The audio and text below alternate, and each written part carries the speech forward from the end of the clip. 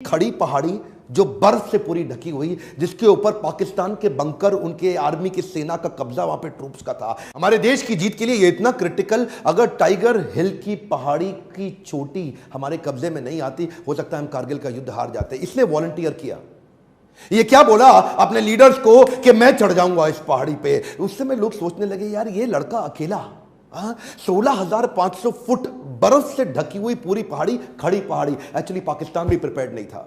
दूसरी तरफ जो प्लेन से, यानी कि प्लेन से जब ऊपर आते हैं तो वहां पे स्ट्रैटेजिक लोकेशन का एडवांटेज था ना पाकिस्तान की सेना के पास।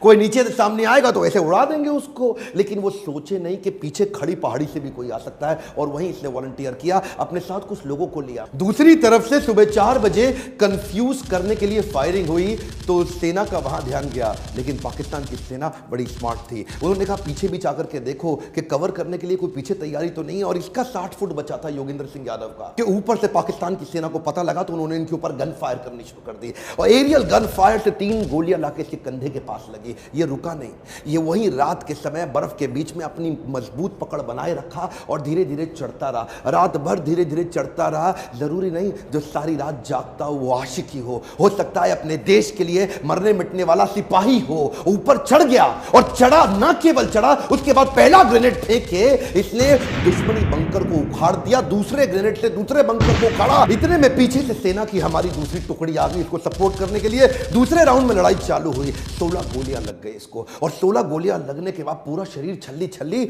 और ये वहां पे क्या बोला, कहता है दुश्मन को मारने से पहले अगर मुझको मौत आ गई तो पहले मौत को मौत के घाट उतार दूंगा। असली सिपाही देखिए वो नहीं होता है जो इसलिए लड़ता है कि सामने वाले से उसको नफरत है, वो इसलिए लड़ता है कि पीछे वाले से उसको प्यार है। परमवीर चक्र से सम्मानित योगेंद्र सिंह यादव के ऊपर ऋतिक रोशन ने एक मूवी बनाई थी अमिताभ बच्चन के साथ, लक्ष्य। और वो लक्ष्य मूवी में ऋतिक रोशन ने उन्हीं का रोल तो निभाया था। दूसरी कहानी मैं बताना चाहता हूं इयान कार्डोजो के विषय में। 71 में जब पाकिस्तान के खिलाफ जंग छिड़ी थी, उस समय ये गोरखा रेजिमेंट में मेजर हुआ करते थे।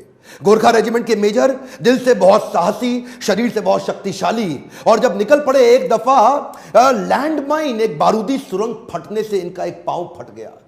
और पांव जब फटा तो उस समय इमरजेंसी में कोई मेडिकल सुविधा थी नहीं वहां पे, और मेडिकल सुविधा ना होने पे लोगों ने पूछा अब क्या करें क्या करें क्या। इन्होंने अपनी खुकरी उठाई, वो जो गोरखा रेजिमेंट की गोरखाओं की खुकरी होती है, उसे उठा करके अपना पांव अपने हाथ से खुद ही काट डाला। जो जूनियर डॉक्टर थे वो पांव नहीं काट पा रहे थे, ऑपरेट नहीं कर पा रहे थे, इन्होंने खुद काट डाला। जनरल मानिक शॉ क्या कहते हैं, कहते हैं अगर तुझे मौत से डर नहीं लगता ना तो या तो तू झूठ बोल रहा है या तू गोरखा है। गोरखाओं के बारे में आज देश जानता है कि वो उनमें कितना करेज, कितना साहस। इनका पांव फट गया, बहरहाल बाद में को मेडिकल ट्रीटमेंट पर लकड़ी का पांव लगाया गया। तभी आर्मी के सीनियर ऑफिसर्स ने बोला अब आपको प्रमोट नहीं किया जा सकता क्योंकि अब आप विकलांग हो चुके हैं, अब आप डिसेबल्ड हैं, अब आपका एक पांव नहीं है। लेकिन इयान कार्डोजो कहां रुकने वाले थे, वो किसकी सुनने वाले थे।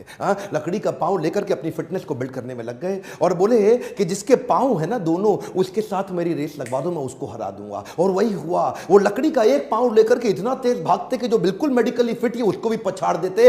एक दिन अपना चेकअप कराने के लिए 6000 फीट की पहाड़ी पर चढ़ के हेलीपॉड पे चीना जाके पहुंच गए। बाद में उनकी परीक्षा सेना प्रमुख टीएन रैना ने खुद ली। उनको क्या बोला, लद्दाख की बर्फीली पहाड़ों पे मुझे चढ़ के दिखाओ। और लद्दाख की बर्फीली पहाड़ों पे जब उन्होंने चढ़ के दिखाया तो ये एकमात्र ऐसे सैनिक जो देश के अंदर डिसेबल्ड होने के बावजूद मेजर जनरल की रैंक तक पहुंचे। साहस उसे नहीं कहते कि आदमी चलता रहे, साहस तो उसे कहते हैं कि अब चल नहीं सकता लेकिन फिर भी चलता रहे। ये शरीर की ताकत से नहीं होता, ये आत्मीय बल से होता है, जिसको हम बोलते हैं बिलीफ सिस्टम। आपको याद है ना विक्रम बत्रा के विषय में, वीडियो लंबा ना हो जाए तो अगली वीडियो में विक्रम बत्रा के विषय में जरूर बताऊंगा। कैप्टन विक्रम बत्रा क्या बोलते हैं, वापस लौट के जरूर आऊंगा अपने पिता को बोले, या तिरंगा लहरा के आऊंगा या तिरंगे में लिपट के आऊंगा, लेकिन वापस जरूर आऊंगा। एक्चुअली जो दुनिया भर के देश है ना वो अपने आर्मी का बहुत सम्मान करते हैं। हमारे देश की आर्मी जितना सम्मान डिजर्व करती है हम भूल गए हैं उनको। फ्रांस की आर्मी के बारे में देखिए, सेकेंड वर्ल्ड वॉर में जो लोग शहीद हुए ना फ्रांस की सेना से,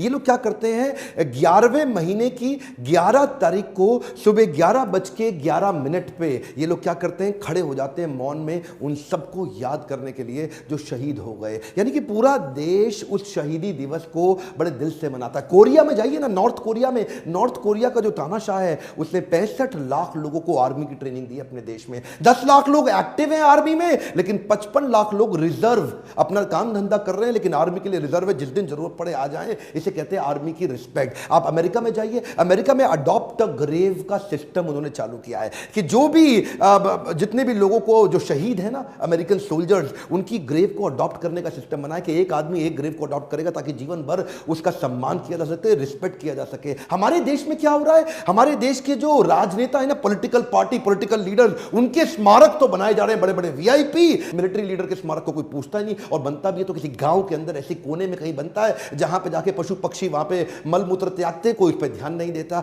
मैं ये पूछना चाहता हूं, आपके बच्चे देश के पॉलिटिकल लीडर से ज्यादा सीख सकते हैं या मिलिट्री लीडर्स से? अगर आपको लगता है कि मिलिट्री लीडर्स का सम्मान होना चाहिए तो उनके स्मारकों को बड़ा करने के लिए आवाज उठानी